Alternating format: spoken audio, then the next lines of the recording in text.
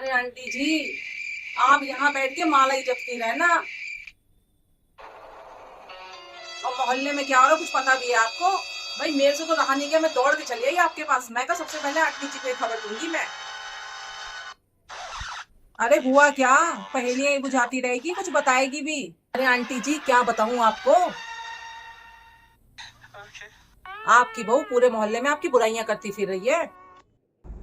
बोल रही थी सास तो सारा दिन मुझ पर रोब झाड़ती रहती है, हुक्म चलाती रहती है, अपनी बेटी को कुछ नहीं बोलती, सारा काम मुझसे करवाती है। बस कर पिंकी, दूसरों के घरों में झांकने से पहले अपने घर में झांक कर देखा है? तेरी बहू दोपहर में घर आती है, पूरा दिन पड़ोस की कुछ औरतों के साथ बैठ के पूरा दिन गपशप चुगलियां करती रहती है। तेरा बेटा भूखा घूमता रहता है पूरा दिन बाहर है, उसमें तो देखो कोई कमी दिखाई नहीं देती।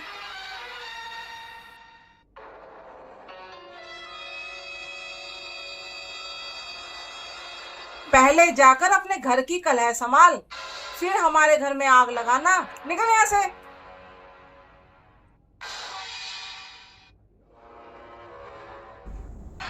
अरे बाप रे, बहुत खतरनाक है ये बुढ़िया। इसने तो मेरे ही घर का कच्चा चिट्ठा खोल दिया। यहाँ तो दाल नहीं गलेगी, भागना ही पड़ेगा यहाँ से। आई बड़ी, मुझे सिखा रही है।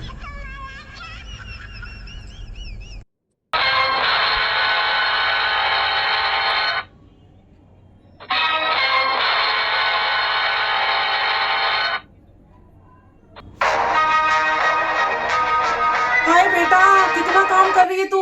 हाँ, दिन भर काम में ही लगी रहती है। हाय मेरी फूल जैसी बच्ची। हाँ, देखो कैसे चेहरा ही मुरझा गया।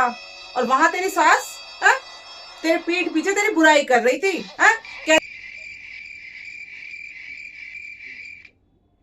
रही थी काम चोर है, इसकी माँ ने कोई काम करना तो इसे सिखाया ही नहीं है। बेढंगी, कहाँ से मेरा बेटा इसको ब्याह के ले आया?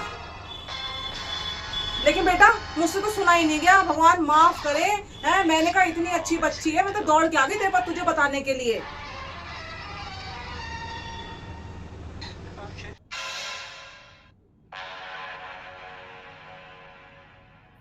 आंटी जी, वो चाहे कुछ भी कहे, वो मेरी सास है और मेरी माँ जैसी है। लेकिन आपकी बात चली है तो एक बात सुन लीजिए। कल रात आपके घर में बर्तन टूटने और लड़ने की आवाजें जोर जोर से पूरे मोहल्ले में गूंज रही थी।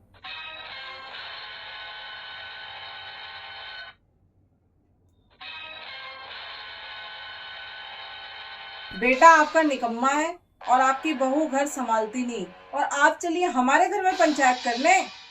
आप अपने घर की फिक्र करो, हमें ज्ञान मत दो।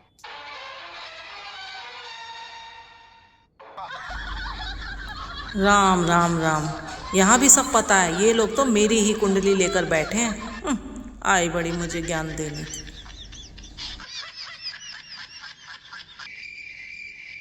अरे गुड़िया रानी, तू यहाँ बैठी है? हाँ, मैंने पूरे घर में तुझे ढूंढ लिया बेटा। इस घर में सबसे समझदार तू ही है और सबसे सुंदर भी। लेकिन पता नहीं क्यों तेरे घर वाले तेरी बुराइयां कर रहे थे।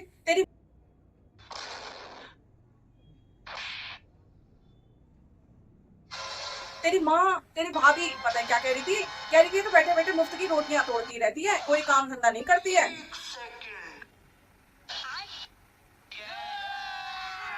बेटा मेरा तो दिल ही फट गया, मुझसे तो रहा ही नहीं गया। मैं कहा मैं जल्दी से जाके अपनी प्यारी गुड़िया रानी को बता के ही छोड़ूंगी।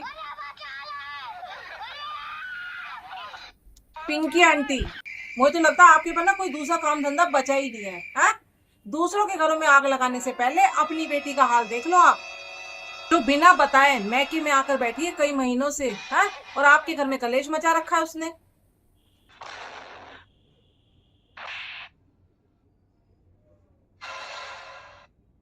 हमारे घर में फूट डालने की कोशिश मत करो, समझी?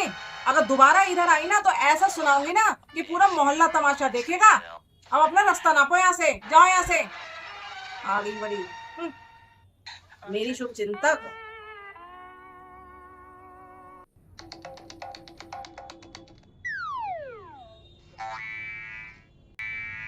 अरे क्या बात है पिंकी, आज मुंह लटकाए हुए क्यों जा रही हो? लगता है आज फिर इस घर में तुम्हारी दाल नहीं गली है ना। उल्टा अपनी ही पोल खुलवा ली है ना। अरे अरे मैं तो बस हवा खाने आई थी।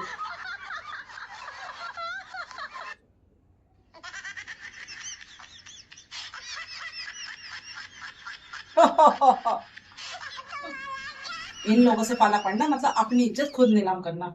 अब कभी नहीं आऊंगी इस घर में।